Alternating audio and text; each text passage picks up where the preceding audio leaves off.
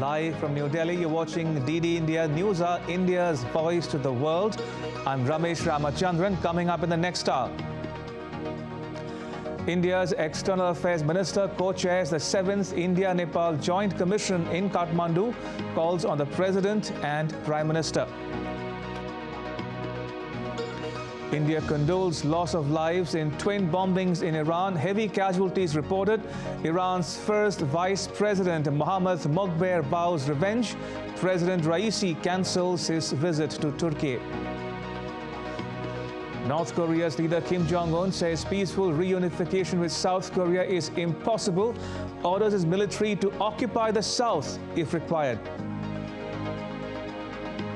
And in cricket, India wins the Cape Town Test match against South Africa by 7 wickets, levels the series 1-1.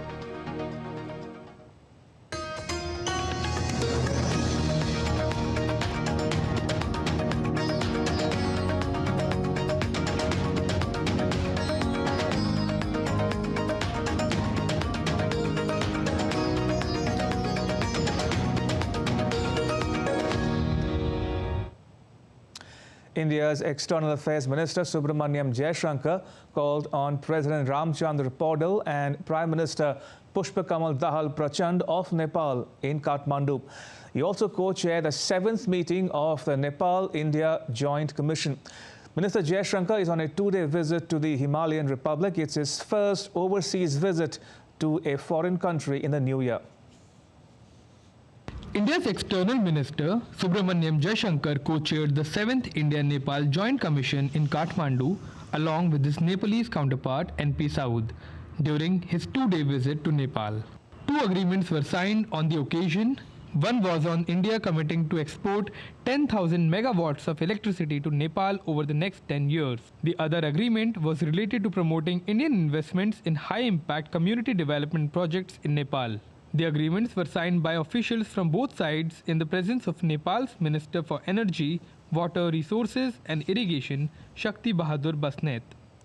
Minister Jaishankar called on President and Prime Minister of Nepal before the Joint Commission met. He also met with the Nepali Congress Party leader Sher Bahadur Doeba and CPN UML chief KP Sharma Oli. India's ties with Nepal straddles diverse areas from economy to education and defense to development. India supplies equipment to and trains the Nepali army. India is a first responder during natural disasters in Nepal. India rushed personnel and relief material to Nepal after the 2015 earthquake. India has upgraded roads and other infrastructure such as checkpoints on Nepal border. India is Nepal's largest trading partner. India provides 3,000 scholarships annually to Nepalese nationals. The Joint Commission was established in 1987. It is a platform for the foreign ministers to review the bilateral relationship. Nepal is a priority partner of India under its Neighborhood First policy. With inputs from Shweta Singh in Kathmandu, Bureau Report, DD India. Iran's President Ibrahim Raisi vowed revenge for the twin explosions that killed more than 80 people on Wednesday. Several countries, including Russia and Turkey, have condemned the attacks. The UN Secretary General has called for those responsible to be held accountable. Just a day after twin blasts rocked Iran, its elite Revolutionary Guard and first Vice President Mohammad Moghber vowed revenge on Thursday. The explosions killed over 80 people on January 3rd at a ceremony to commemorate top commander Qasem Soleimani, who was killed by a US drone in 2020 in Iraq. Iran's President Ibrahim Raisi condemned the twin bombings. Don't doubt it. You will pay the price for this crime. These crimes that you have committed, you will deeply regret. India has condemned the twin blast in Iran. आपने शायद देखा होगा कि हम लोगों ने statement जाहिर किया है जिसमें हम कहें कि हम लोगों ने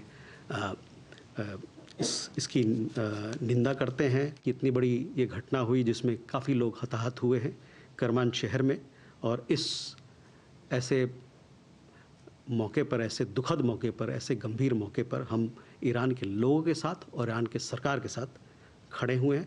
Antonio Guterres, the Secretary General of the United Nations, has formally condemned the attack in Iran. The UN chief has demanded that those responsible must face the consequences. The Secretary General strongly condemns the attack today on a memorial ceremony in Kerman City in the Islamic Republic of Iran, which reportedly killed more than 100 people and injured many more. The Secretary General calls for those responsible to be held accountable. And the Secretary General expresses his deep condolences to the bereaved families and the people and the government of the Islamic Republic of Iran, and he wishes the injured a speedy recovery. Denying Israel's role in twin bombing, White House National Security spokesperson John Kirby said that the U.S. has no indication that Israel was behind the twin blast. Certainly, our hearts go out to all the innocent victims and their family members who are obviously, their lives are going to be forever changed by this. But we don't have any more detail in terms of how it happened or who might be responsible for it. We have no indication at this time at all that Israel was involved in any way whatsoever. Meanwhile, Iranian health minister announced the death toll of the Wednesday attack, making it the deadliest attack in the history of the Islamic Republic, which has faced similar incidents in the past from various groups. Amish reports, DD India. Meanwhile, heavy fighting continues between Israel and Hamas as the conflict entered its 90th day.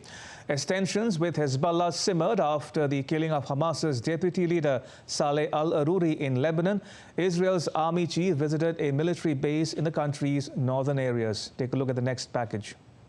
The Israeli army released a video on Thursday, which showed strikes on Hamas targets and soldiers in action in Gaza. As the tensions with Hezbollah simmered following the killing of Hamas deputy Saleh al-Aruri in Beirut earlier this week. The Israeli chief of the General Staff, Herzi Halevi, visited military base in the country's northern border area on Wednesday. Based on my impressions, we are in a very high state of readiness in the north. I visit here often. I think our readiness is at its peak. There is a lot of expertise, great capabilities, and high morale. We are in a very high readiness in all sectors, and we are currently focusing on fighting Hamas. Hezbollah has been embroiled in nearly daily exchanges of shelling with Israel across Lebanon's southern border since the conflict began. On Thursday, both the Israeli army and Hezbollah made statements suggesting the two avowed enemies wanted to avoid risking the further spread of war beyond the Gaza Strip. On Wednesday, White House National Security spokesperson John Kirby said the United States remained focused on working with a range of partners to help Israel. The United States remains focused on working with a range of partners to help Israel defend itself, to surge humanitarian assistance to civilians in Gaza, and of course to defend our national security interests in the region. That most certainly includes protecting the free flow of international commerce in the Red Sea. Now, to accomplish these goals, we have established and will continue to maintain a significant force presence in the Middle East. United States Secretary of State Antony Blinken is heading for his fourth trip to the Middle East as the United States continues diplomatic consultations on the Israel-Gaza conflict. Bureau Report, DD India. India has accessed the legal documents related to the sentencing of 8 of its nationals in Qatar. India's External Affairs Ministry spokesperson Ranveer Jaiswal said that its legal team has the order of the Qatar court, which is confidential. India now has 60 days to appeal to Qatar's top court. इस दिसंबर को वहाँ के जो court of appeal है उन्होंने एक judgement दिया। उसके तत्पश्चात हम लोगों ने एक प्रेस रिलीज़ निकाली जिसमें हम लोगों ने बताया था आपको कि उनका जो डेथ सेंटेंस है, मृत्युदंड है, उसको हटा के प्रेजेंट सेंटेंसेस कर दिया गया है। जो लीगल टीम है उनके पास वो कोर्ट का ऑर्डर है। वो जो कोर्ट ऑर्डर है वो एक कॉन्फिडेंशियल डॉक्यूमेंट है। 60 दिन का समय है जब इस मसले को अपील किया सकता है कोर्ट ऑफ कैसेशन में, जो कि कतर की सबसे ऊंचा वहाँ का कोर्ट है। इस मुद्दे पर हमारे जो लीगल टीम है वो काम कर रही है। The spokesperson also said that the situation in the Red Sea is evolving and that the Indian Navy is patrolling the area. We had made it very clear that we attach very high importance to freedom of navigation, free movement of commercial shipping. We are looking at the situation. It's an evolving situation, and we are looking at all aspects of it. As you know, we have Indian Navy ships patrolling the area. They're also keeping a watch on Indian ships there. So far, we are not part of any multilateral initiative or project in the area, but we are looking at the unfolding situation very closely. A U.S. court on Wednesday released hundreds of pages of documents containing names of 200 people who had ties with the late sex offender Jeffrey Epstein. The document has revealed many high-profile names. It has mentioned accusers as well as others he was associated with, from famous business persons to politicians.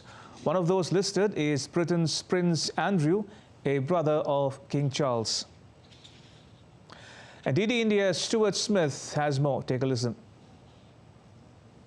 His name, Prince Andrew, is mentioned in these documents 67 times and more as just Andrew. And although there's nothing new about the allegations against him, they do, for the first time in black and white legal text, lay out the kinds of accusations we've heard of before. Most of it comes from a woman called Virginia Robertson, who was trafficked to the island by Jeffrey Epstein, his island off the coast of America, and there she said that she was sexually assaulted by Prince Andrew, and that resulted him eventually being stripped of his title, His Royal Highness. That's an allegation he has always denied. But another allegation, again contained for the first time in this document, is the deposition from a woman called Johanna Sjoberg, who was a friend of Epstein. She describes Prince Andrew touching her breast non-consensually in a joking manner at Epstein's Manhattan apartment in 2001. Again, an allegation that that Prince Andrew and Buckingham Palace deny. There are hundreds of pages of documents and between 150 to 200 names expected in total, and many of them have been identified already in the media or have given interviews. But the ones that have been released as part of this latest tranche of documents include former US Presidents Bill Clinton and Donald Trump, as well as musician Michael Jackson and magician David Copperfield. To be clear, these are not people that necessarily knew of Jeffrey Epstein's activities or engaged in them. These are just names that appear in a trove of documents related to a court case. Though there was some information coming out that could be problematic for Bill Clinton, one of the people named, Johanna Sjoberg, said under testimony that she had heard from Jeffrey Epstein that he, quote, likes girls young. No response from Bill Clinton on that one. Where Donald Trump was named, this was in his capacity as a businessman before he became president, with his name mentioned 4 times by Johanna Sjoberg. 2 notable ones, mentioning once that they intended to go to his casino in Atlantic City, and also that she was asked whether she had ever given Donald Trump a massage, to which she said she had not. Still to come on DD India News Hour. India's Prime Minister Narendra Modi to visit Jaipur on Friday for chairing a conference of the country's police chiefs. In a threatening shift, North Korea moves to redefine its relations with South Korea. And a cold wave grips some parts of the world, including India, China, and Russia.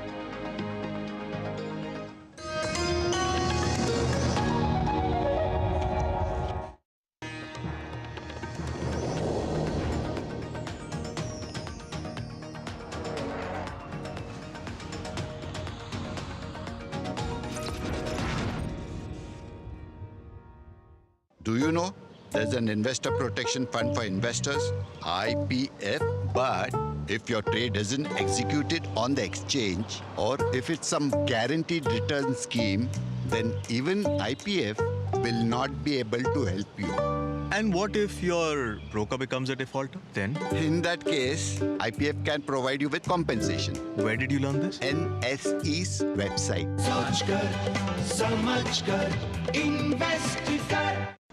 Sir, try berry pulao. Too good. Good, no? Hey, why are you giving him such looks? Ignore tips and use your own mind before you order. Lots of people give unsolicited stock tips. It can be dangerous. Study the company and the risk associated. Invest only after analysis. Invest.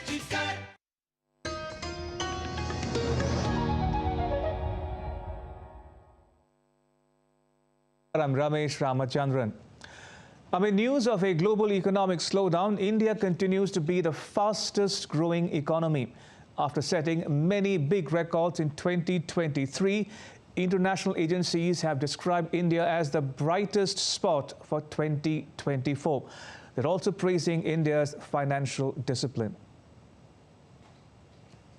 After Corona, the whole world is facing many challenges on the economic front, but despite domestic and global challenges, India remains the fastest growing economy in the world. India's current account deficit, that is CAD, is expected to reduce to 1% of GDP in 2023-24. This will maintain a balance of payments surplus of $39 billion for the country. Goldman Sachs said India's global transaction balance sheet will remain favorable with a narrow current account deficit, strong capital inflows, adequate foreign exchange reserves, and low external debt. India will also benefit from softening of crude prices. Service exports will be better than expected. According to a report by financial services group Pantomath Financial Services Group, India will remain the fastest growing economy globally during 2023-24. The report said that the Indian equity market has emerged as one of the best performing markets in the last 2 years. Additionally, SIP investments have played a significant role in the retail investment in the domestic stock market, which is estimated to reach Rs 130 billion in FY 2023 and Rs 153 billion in FY 2024.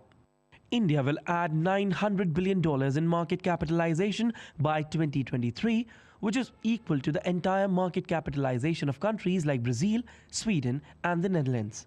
India Ratings and Research has increased its estimate of India's GDP growth rate for fiscal year 2024 from 6.2% to 6.7%. The report said that retail inflation is expected to decline to 5.1% and 4.7% in the third and fourth quarters.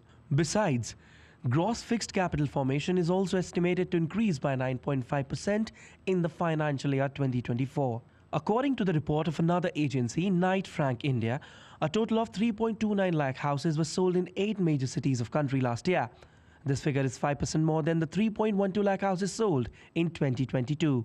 Despite the surge in prices, home sales reached a 10-year high in 2023 on a strong demand for luxury housing. According to the report, the share of houses priced above Rs 1 crore in total sales will increase to 34% in 2023, whereas it was 27% in 2022. Despite several ups and downs, India remains fastest growing large economy. And praising India's significant strides in economic development, China's prominent media outlet Global Times has published an article. The article highlights India's remarkable achievements over the past 4 years. It acknowledges India's robust economic growth, improvements in urban governance. The article notably commends India's proactive approach in fostering a Bharat narrative, emphasizing the nation's strategic confidence. India's Prime Minister Narendra Modi will be on a 3-day visit to the Pink City, Jaipur, in the western state of Rajasthan from 5th January for a conference of Directors General and Inspectors General of Police. The Prime Minister will also meet with lawmakers of the ruling BJP and other party members. DD India's Vishal Baristo reports from Jaipur. The capital city of the Indian state of Rajasthan is all set for the big occasion. During his 3-day visit to Jaipur, Prime Minister Narendra Modi would first address the ruling party BJP's lawmakers and office bearers from Rajasthan. The meeting holds significance in view of the upcoming national parliamentary elections. The BJP wrested the reins of the state from its rival Congress in the recently held state polls. Modi ji Rajasthan आ रहे हैं और जयपुर आ रहे हैं। इसकी तैयारियां Bharatiya Janata party के कार्यकर्ता पूरे शहर को स्वच्छ बनाने के लिए, सुंदर बनाने के लिए, सजाने के लिए सभी अपनी अपनी जिम्मेदारियों के साथ काम में लगे हैं। और आप देख रहे हैं कि किस प्रकार का जोश और उत्साह पूरे राजस्थान के और जयपुर के कार्यकर्ताओं में। On the second day of his visit, the PM will attend the All India Conference of Director Generals / Inspector Generals of Police at the Rajasthan International Centre. India's Home Minister and National Security Advisor will also be participating in the deliberations. Rajasthan International Centre here in Jaipur is all prepared for the All India DGs and IGs conference. Prime Minister Narendra Modi would be attending this 3-day conference artificial intelligence, cybersecurity, and counterterrorism are some of the issues that would be discussed in this conference. Security has been tightened throughout the city in view of the high-level meeting. The conference is the culmination of extensive deliberations involving police and intelligence officers from the district to the national levels on identified themes. Vishal Baristo's report, Jaipur, DD India. A cold wave has tightened its grip worldwide, blanketing some parts of the world in frost. Icy winds and sub-zero temperatures are posing a challenge for cities and people alike. Cold wave continues to grip northern India, covering major cities with dense fog amid harsh winter, disrupting normal operations of flights and train services due to low visibility. India's Kashmir Valley is reeling under severe cold conditions, with temperatures plunging to -3.8 degrees Celsius in Srinagar and -5.1 degrees Celsius in Pahalgam. यहाँ सुबह ठंड बहुत ज़्यादा अच्छी खासी पड़ रही है और यहाँ डल झील यहाँ पर बर्फ़ भी जम रही है अगर और यहाँ शिकारा वाले अपने रास्ता बना रहे हैं अगर बर्फ़ काट कर अगर मज़ा आ रहा है मौसम अच्छा लग रहा है अगर. The dense fog in capital New Delhi has seen no respite, with minimum temperature to 7.3 degrees Celsius and maximum 15 degrees on Thursday. At least 26 trains arrived late in the national capital due to fog, and Delhi airport delayed also several flight operations. The Met Office issued a cold day warning on January 4th in some parts of Punjab, Haryana, Chandigarh and Rajasthan states. Situation in China is no different. Thick fog has enveloped several provinces on Thursday, forcing the closure of roads and highways as visibility plummeted. The visibility recorded between 50 meters to 200 meters in southern provinces. The weather agency had also issued warning for heavy fog. Extreme cold weather hit Russia's capital Moscow as the city is witnessing lowest temperature in 74 years.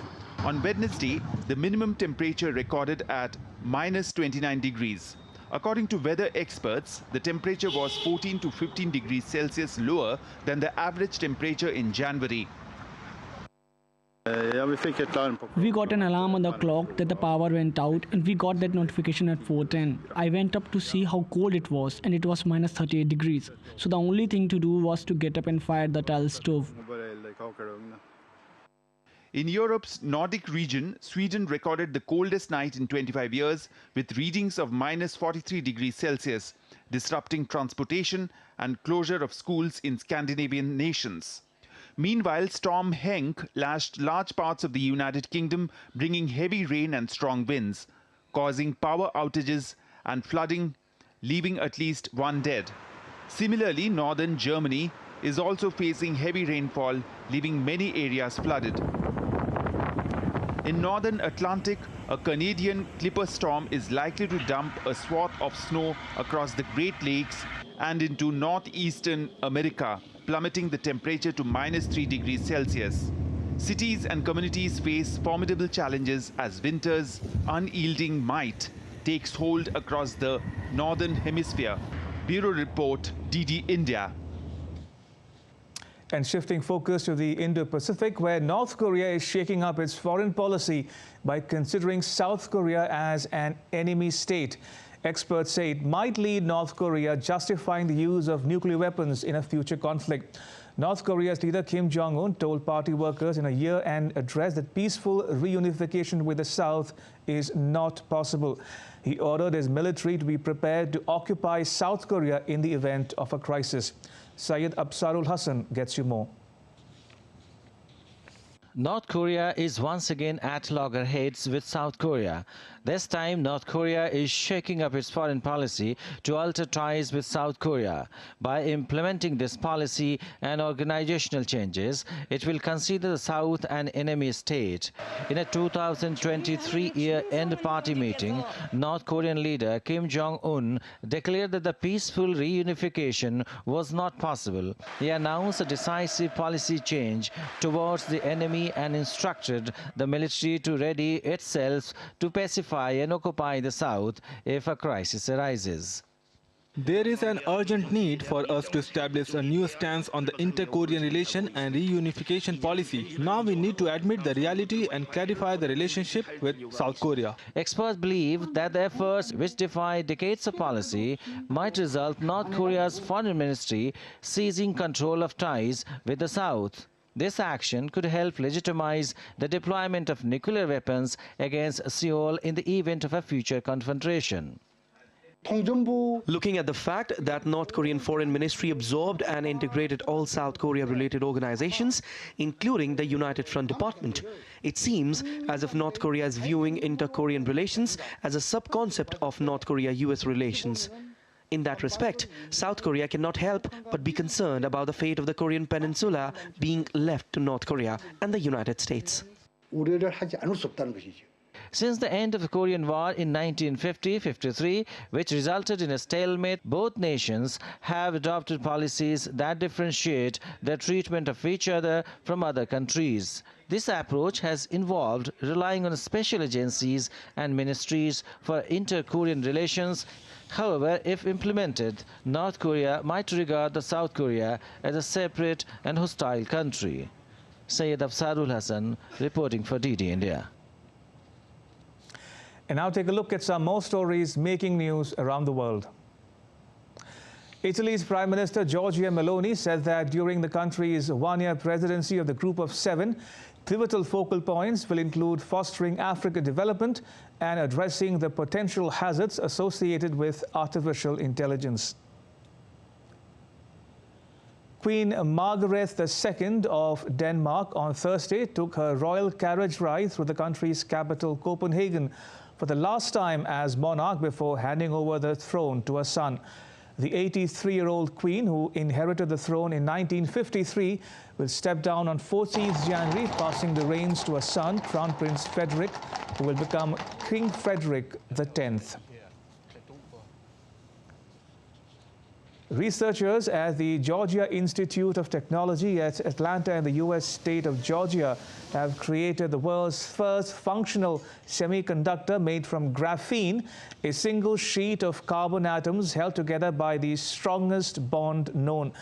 Semiconductors, which are materials that conduct electricity under specific conditions, are foundational components of electronic devices.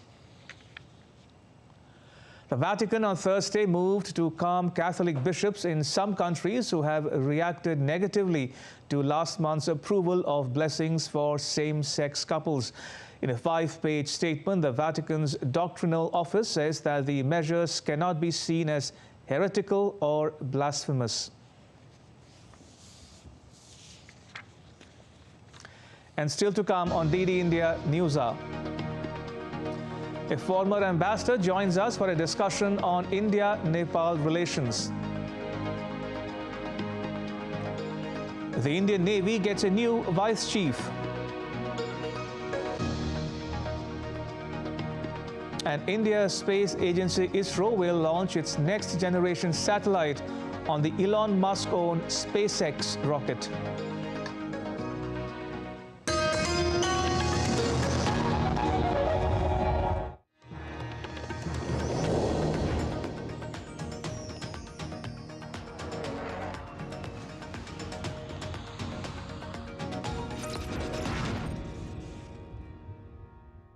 Do you know there's an investor protection fund for investors, IPF, but if your trade isn't executed on the exchange or if it's some guaranteed return scheme, then even IPF will not be able to help you.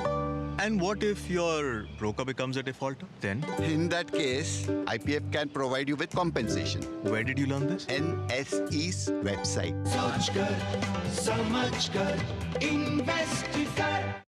Sir, try berry pulao.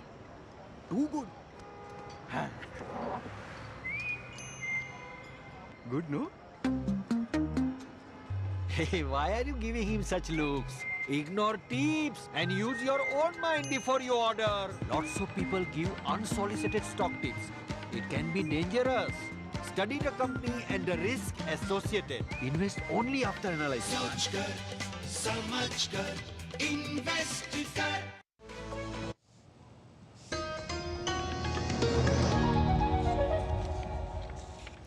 You're watching DD India News Hour. I'm Ramesh Ramachandran. A quick recap of the headlines.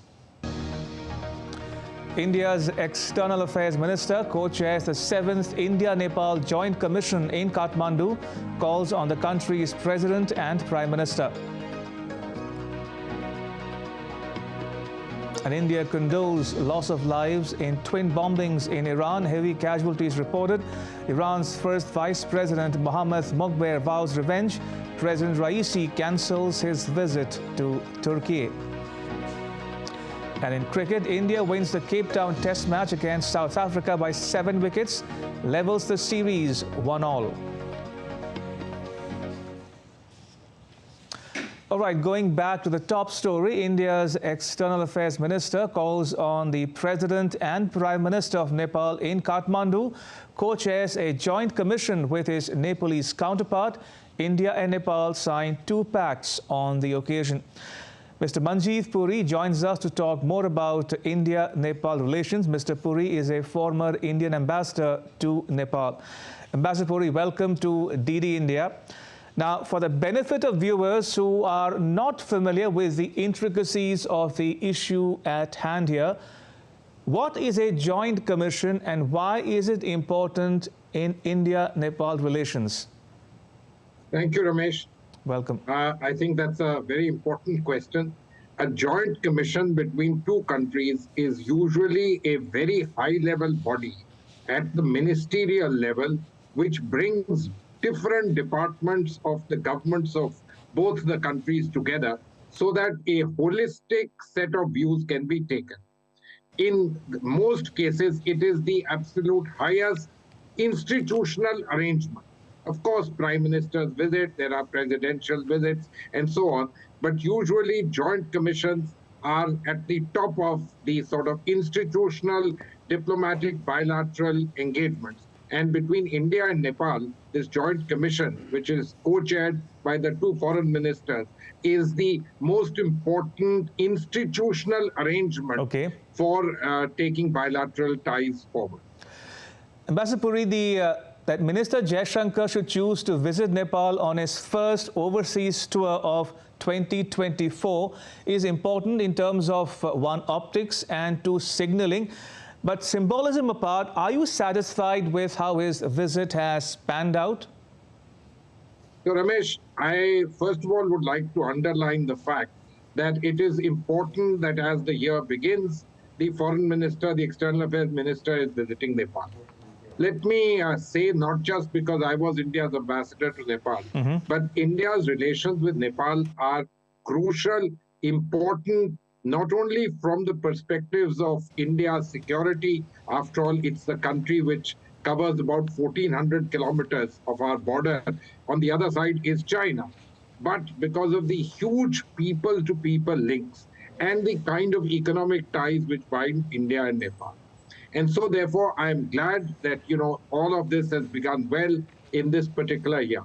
Now, let's also remember that the Prime Minister of Nepal, Sri Prachand, came to India in June of last year, 2023, relatively soon after he was elected Prime Minister. And so, therefore, a high-level visit from India was not just due, but one that made absolute importance for taking our bilateral ties together, which, in the context of COVID, certainly exchanges, etc., had to be reduced a certain amount. But now that we are back in it, I'm glad that the External Affairs Minister has taken this step and has gone to Nepal. It's, in my opinion, our most important bilateral relationship in the neighborhood. Indeed. Ambassador Puri, India-Nepal ties are unique in that they have an open border. Now, this might interest viewers joining us from around the world. Nepal shares a 1,800-kilometer-long border with India with no travel restrictions to citizens of either country. Now, this unique feature flows from the Peace and Friendship Treaty signed by India and Nepal way back in 1950. Now, some in Nepal want to revisit this treaty. Ambassador Puri, where does India stand on this issue? So, Ramesh, it's now several years back, somewhere around 2015, 2016, that the 2 countries said that, look, there is this demand in Nepal that this bilateral treaty should be revisited. And so they set up an expert committee or a high-level committee of people, knowledgeable people from India and Nepal, who have presented a report. The report has been examined or is under examination between the two countries. But time has moved on also since that draft report was presented. Let me make a simple sort of straightforward point.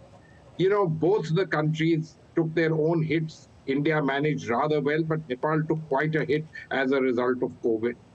It is my considered view that at this time, while certainly revision of these treaties, and I don't think there is any interest on the part of either of the two countries to revise this absolutely signal element, which is the free and open border between the two countries. But there are so many other technical aspects which need to be looked at and, let me say, revised in terms of the changing world order, the changing ways in which things happen, issues on trade, etc. All of this needs to be looked at. But in reality, we need to continue to nurture and cement these relations, because these relations are in the interest of the people of both India and Nepal. And let me underscore also the fact, the state of India and the state of Nepal. Mazapuri, what you said just now gives me a perfect segue into my next question to you.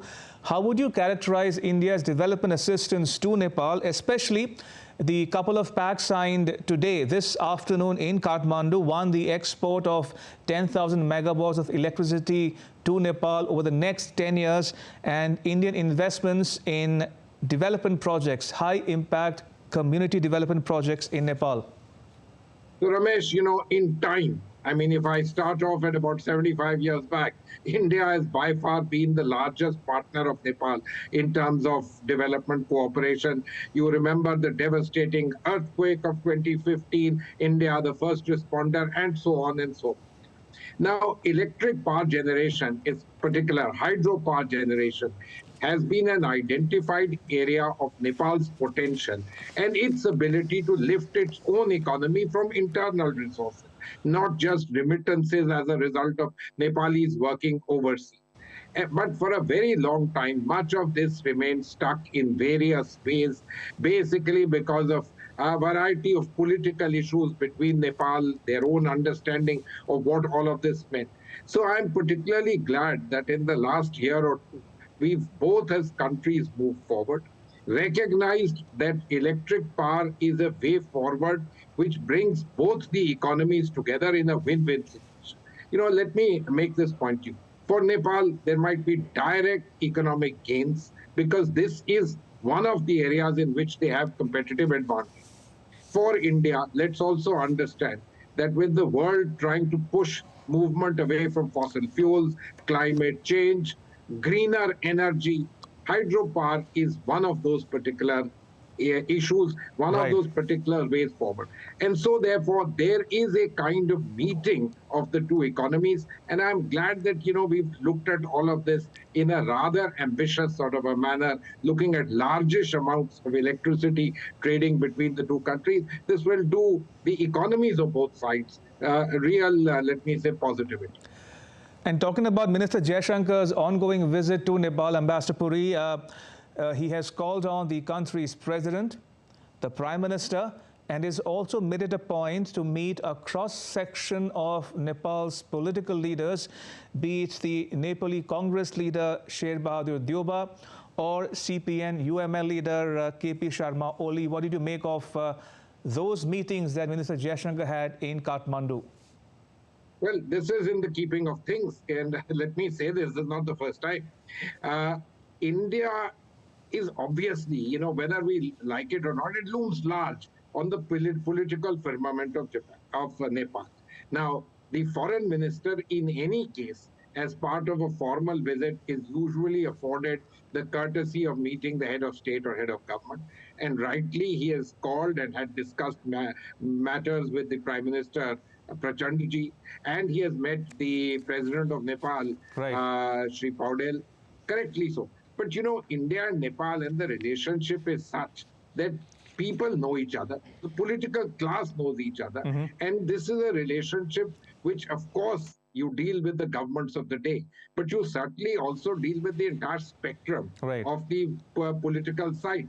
Mr. KP Sharma Oli was the former Prime Minister. He has been to India any number of times. Last time, I think Mr. Jaishankar, as Foreign Minister in 2019, visited Nepal. I was ambassador there.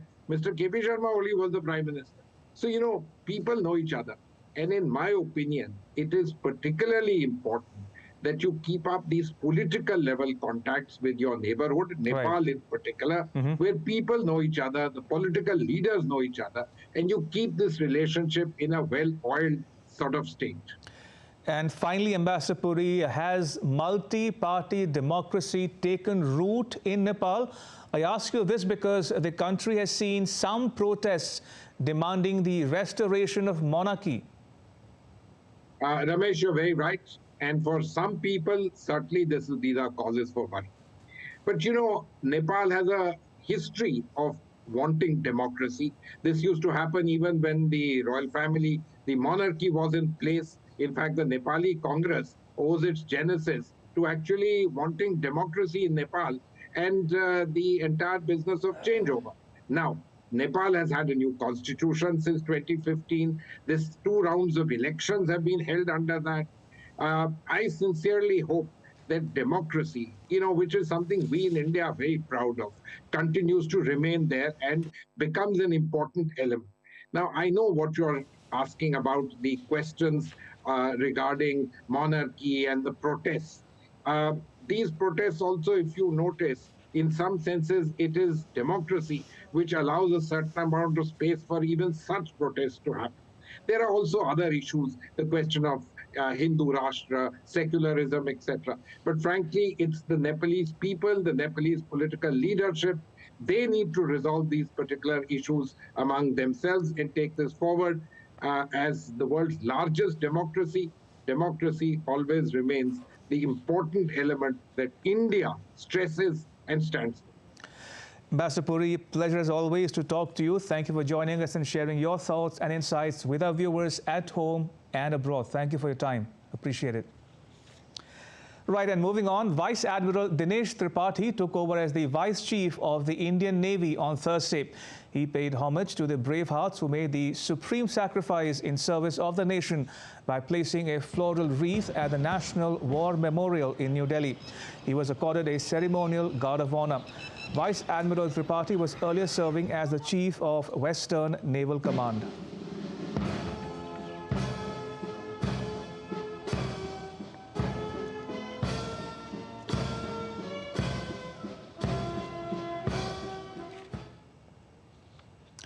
India's space agency ISRO will launch its next-generation heavy communications satellite named GSAT-20 on SpaceX's Falcon 9 rocket. Now, this is the first time the Department of Space and Indian Space Research Organization will use a SpaceX launcher, which may lift off from the U.S. state of Florida. The commercial arm of ISRO, New Space India Limited, has signed a contract with SpaceX for a possible liftoff in the second quarter of this year. The GSAT-20 will offer a pan-India coverage, including the Andaman and Nicobar Islands, Jammu and Kashmir, and the Lakshadweep Islands. Now, New Space India Limited's chairperson, Radhakrishnan Dureraj, spoke about the upcoming launch. Take a listen. NSIL is primarily responsible for carrying out end-to-end commercial space business. As you would have recently seen in the press, NSIL is going ahead with undertaking its second demand-driven communication satellite mission, which is GSAT-20, and named as GSAT-N2. So GSAT-20 is primarily a Ka-band high-throughput communication satellite meant for meeting the broadband in-flight and maritime connectivity and cellular backhaul services for the nation. With the construction of the Ram Temple at Ayodhya, the demand for items related to it has increased significantly. A 3D model of the temple has become a medium of employment for women and girls in Barabanki, a town in the state of Uttar Pradesh. A grand 3-story 3D form of the temple is being prepared with the help of medium-density fiberboard wood.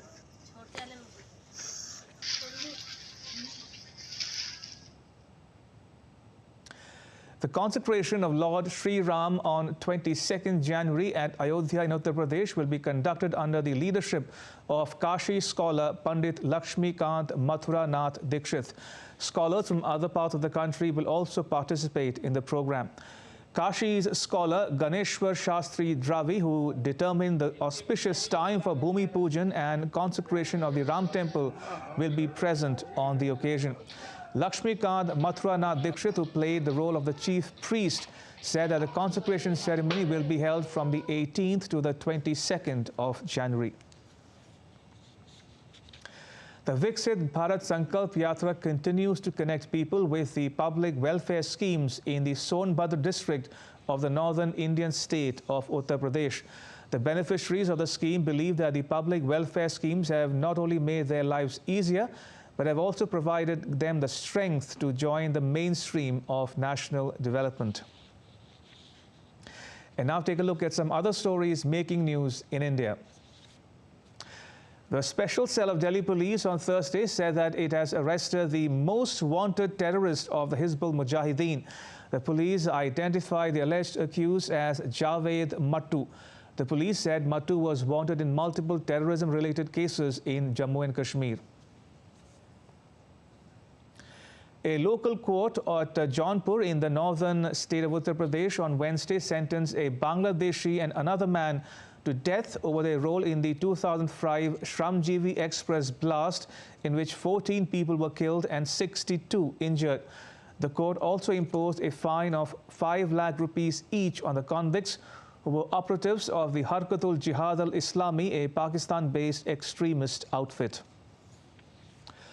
The Indian Navy continues to monitor maritime security in the North and Central Arabian Sea and the Gulf of Aden.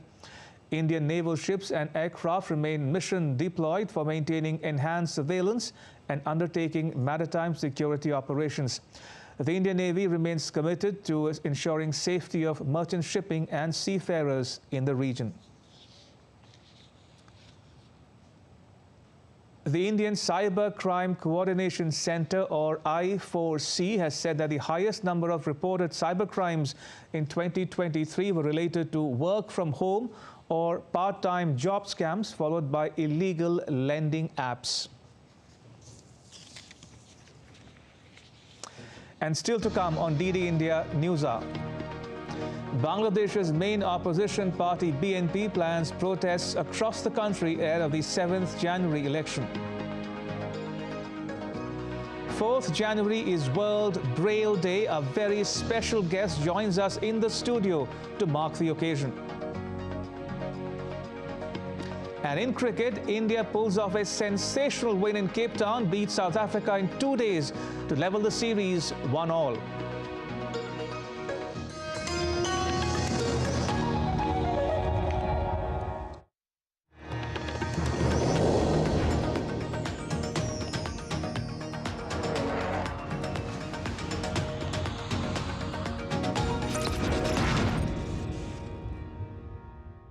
Do you know there's an investor protection fund for investors, IPF, but if your trade isn't executed on the exchange or if it's some guaranteed return scheme, then even IPF will not be able to help you.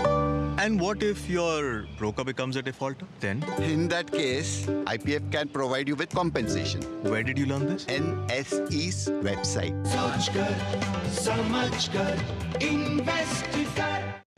Sir, try berry pulao. Too good. Good, no? Hey, why are you giving him such looks? Ignore tips and use your own mind before you order. Lots of people give unsolicited stock tips. It can be dangerous. Study the company and the risk associated. Invest only after analysis.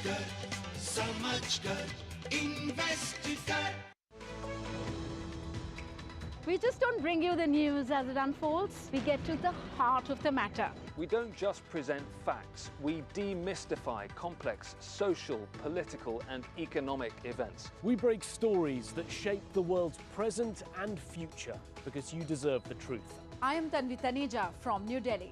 I'm Ollie Barrett from London. I'm Nick Harper from Washington, D.C. Join us on DD India Global Monday to Friday at these times.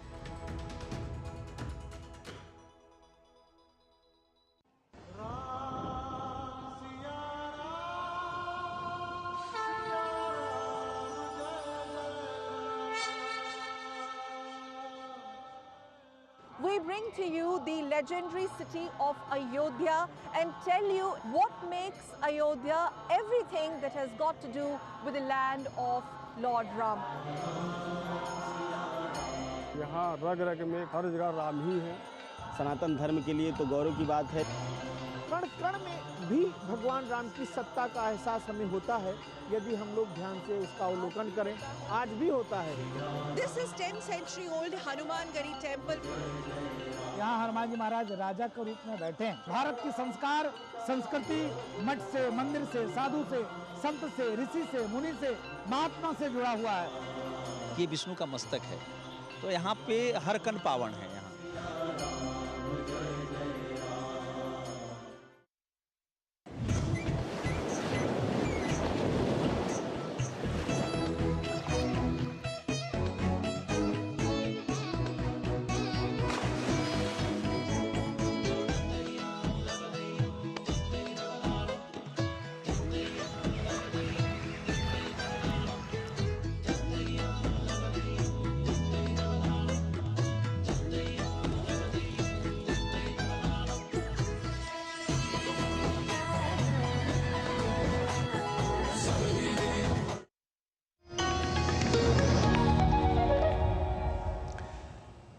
You're watching DD India News Hour. I'm Ramesh Ramachandran.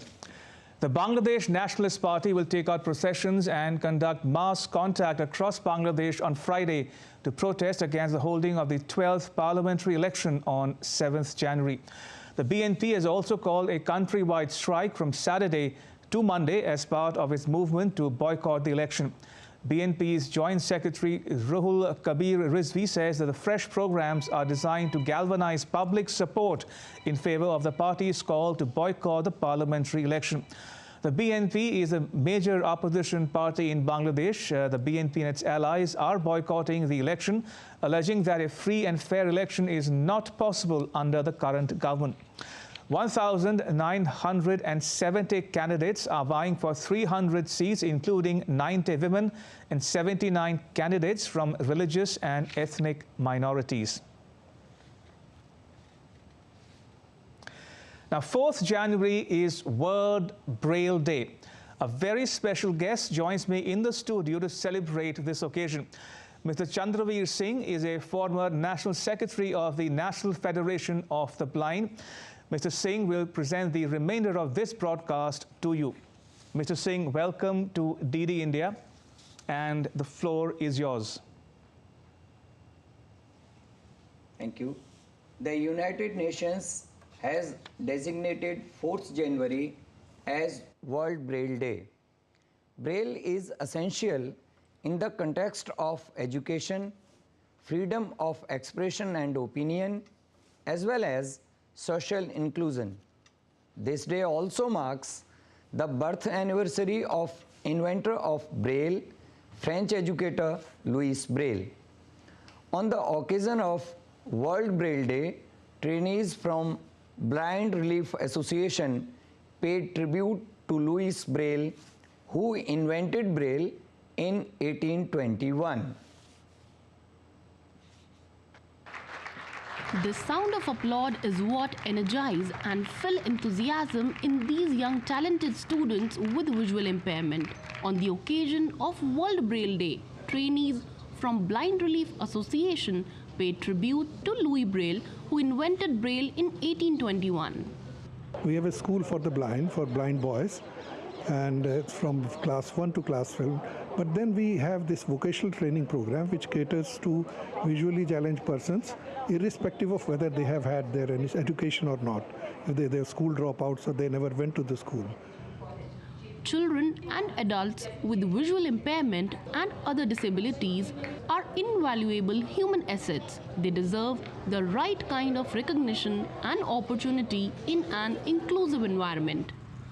The government has always believed in provision of need-based services for the visually impaired to enable them to develop their latent talents and realize their fullest potential. Numerous schemes have come up to cater the needs of visually impaired. The National Program for Control of Blindness and Visual Impairment aims to reduce the prevalence of blindness and visual impairment. Sugamya Pustakalaya is an online platform that makes accessible content for visually impaired. The National Institute for the Empowerment of Visually Impaired offers modern courses, poems, skit presentation, and a special initiative to name trees in Braille were part of Braille Day celebration. The tree has its character, but when it's written also described in Braille, so I can imagine the tree and I can associate different details. I may not be aware of the history or from the place it belongs to and all, but when I read, then I get connected. I feel a sense of connection with the nature. It is said that God favors the brave who aim high. Blind Relief Association has been catering the needs of students with visual impairment since more than 8 decades. They have been making them self-independent with the quality education they are providing and making them self-reliant and resilient with the multi-skill training they are providing. And with that, they are living a respectful life and earning their livelihoods. With camera person Ajay Chopra, I'm Kriti Vadhera reporting from New Delhi for DD India. India managed to pull off a sensational victory to beat South Africa and wrap up the second and final test match at Cape Town in 2 days.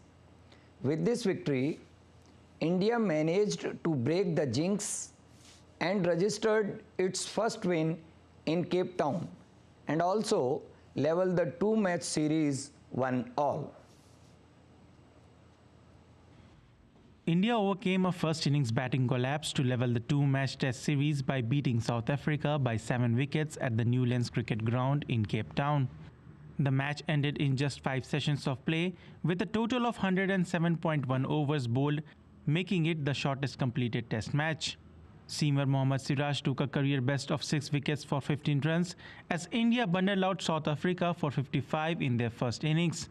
After Dean Elgar won the toss and elected to bat on a wicket, offering plenty of assistance to the bowlers.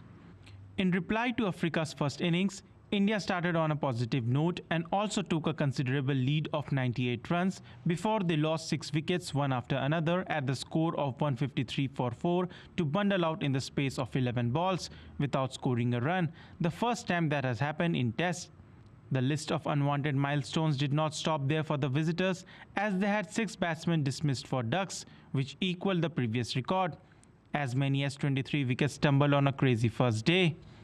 Premier pacer Jasprit Bumrah then produced a match-changing spell of 6 for 61 in the second innings to halt Proteas at 176 and at a lead of 78 runs. South Africa's Aiden Markram was the lone man fighting in the middle as he slammed a century.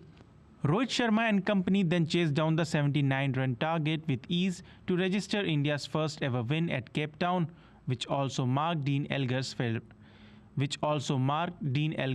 test match, who scored 4 and 12 in his 2 innings. With this win, Rohit Sharma became just the second Indian skipper after MS Dhoni to avoid a test series defeat in South Africa. Prior to this series, India had lost 7 and drawn 1 test series in South Africa since 1992.